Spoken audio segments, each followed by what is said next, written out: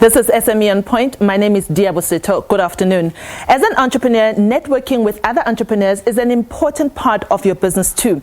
It helps you to stay in touch with your peers and to know what's going on around you. Enter the Hookup dinner. So this dinner consists of networking, pitching sessions, aspirational talks, and marketplace opportunities. Matshidiso Ramatse, she's the Hookup dinner Ekurhuleni chapter director, is in studio with us to talk about it. Matshidiso, welcome, and thank you for joining us on SME on Point. Tell us about the Hookup dinner. What is it, and what happens there? Thank you. The Hookup dinner is Africa's #1 movement of entrepreneurs. What happens at the Hookup dinner, it's divided into 3 segments. Okay. One being the pitching, one being the network mixer, and the last one it's the rainmaker. So with the pitching, we get 5 entrepreneurs who come, we give them a stage to pitch their ideas to a crowd.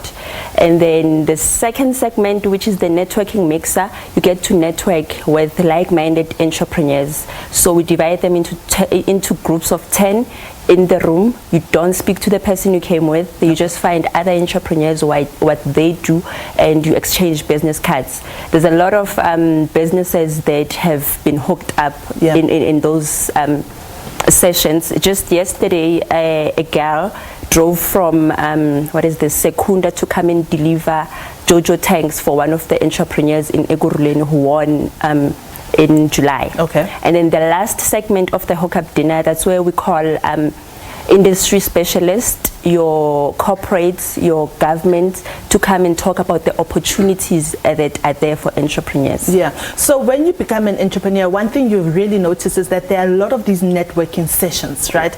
How does one decipher and say, this is an important and I can give my time to this, and this one I can give it a miss? Because you could end up spending a lot of your time attending networking sessions instead of pushing business itself.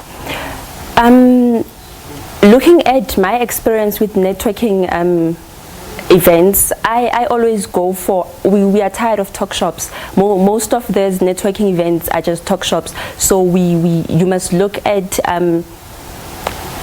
industry driven. Don't just attend any networking session. Okay. You must look at the industry that you're in, and then you follow those type of networking sessions. You look at networking sessions that brings value into your business. So it's not just about going there exchanging business cards, but you also need to make money out of it. And also follow up. Yes, and do follow-ups. Yeah, I know that you're also expanding through the rest of the continent. Tell us about that and what value that brings to one. Okay, so we've been here for the past 7 years. We just turned 7 in August. Okay. We're in 14 countries, one being the US, the UK, and then the other 13 it's your African countries. We've found doing business and connecting other our South African entrepreneurs outside South Africa much better. We've got entrepreneurs that have made business outside South Africa. Let's talk about the ways that you've sent us about 4 or 5 ways in which one can decipher networking and how that can help you as a business. Here's a video wall behind us. So it's networking reasons for entrepreneurs. You say market access linkages. Tell me about that.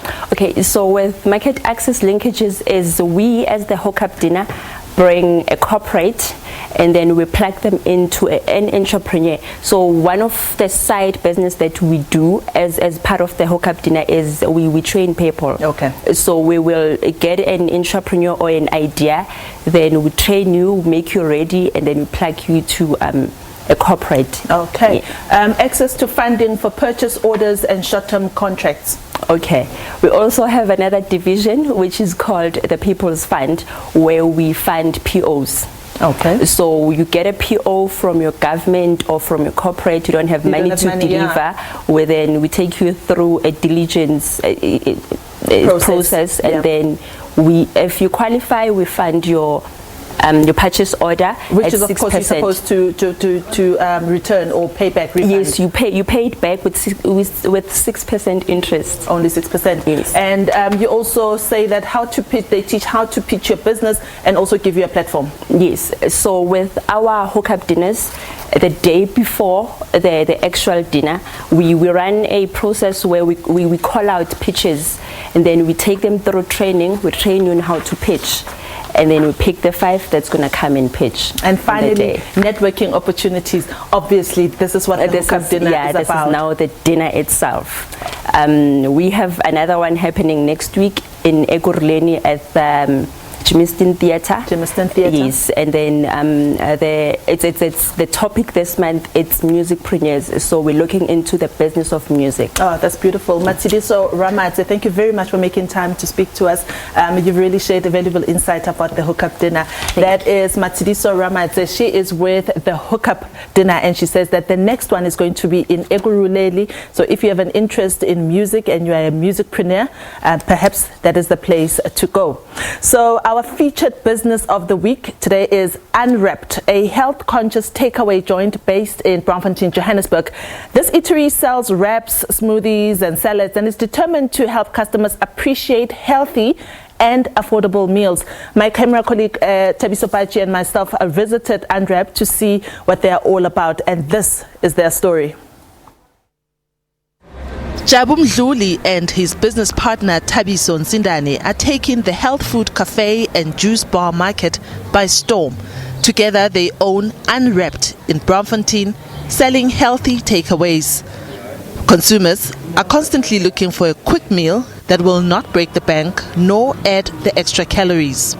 So how I would define a healthy meal is probably would be your calorie intake, right? And your fat intake. So a lot of people consume foods without knowing the amount of fats in it. We just consume because it tastes nice. And it's normally like sugary things, have a lot of, sugar turns to fat, so we just consume, sugar is almost addictive. So for me that would be trying to cut out a lot of sugars and a lot of trans fats and high calorie intake. The business itself is nearly 8 years old but has occupied this space store for only 2 years.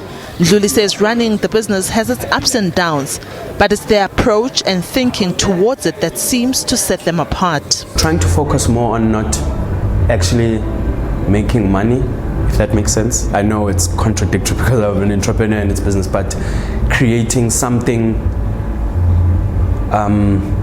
like the money will come if your product and your offering it's so our slogan is for the benefit of the people. So if you people centric and relationship centric and good food centric, I think the money comes. So that's how we've just tried to maintain serving good food and having a good relationship with our customers. Mdluli says the food eatery industry also struggles with red tape, making it difficult to formalize businesses. He says before they started this business, they stressed a lot about competition. This was made worse by the hustle and bustle of Braamfontein. Juta Street alone has a couple of eateries that are competitors, but they soon realized that there was nothing to be afraid of. We thought, how is someone going to choose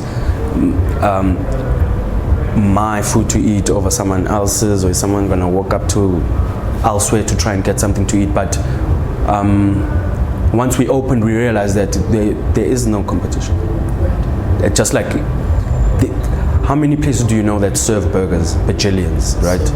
And it's not necessarily competition, it's just, I'd say, variety more than competition. That's what we saw. The competition we were scared of, that people won't come, they came because we're filling a gap. It's an option, it's another meal option for them. If their future plans are anything to go by, bigger things are in store for this small business. With customers demanding convenience and on-the-go meals, Unwrapped is looking to the future with plans of using e-bikes to deliver and also to move to a bigger joint. But while those plans are brewing, Mdluli shares his advice to aspiring entrepreneurs. My advice would be just did it, just start it. You know what I mean? How we grew up is that you can't dream too big. It has to be within your confines. You can't be this, you have to go to school and study, of which I did go to, but that's not the end all and be all. Like you need to dream bigger than your situation and just start something. Because it's easier to get somewhere once you've started. Start in your vicinity, start in your hood, but just start. Setho, SABC News, Johannesburg. Hey, how awesome is that? You know, those wraps were like really, looked really tasty. Even the guys in the studio here, they promising to go and check them out. So, entrepreneur quote for this week is from Marang Marekimane. She's the founder of Business Process Mechanics, and she says, a key driver for success will come from how well you understand your customers' needs and how best to fulfill those needs better than the competition. So if you'd like to get in touch with SME on Point, you can send an email to Setho LE at SABC, and on Twitter I'm on Facebook, and you can find me under Liabo at Liabo Setho.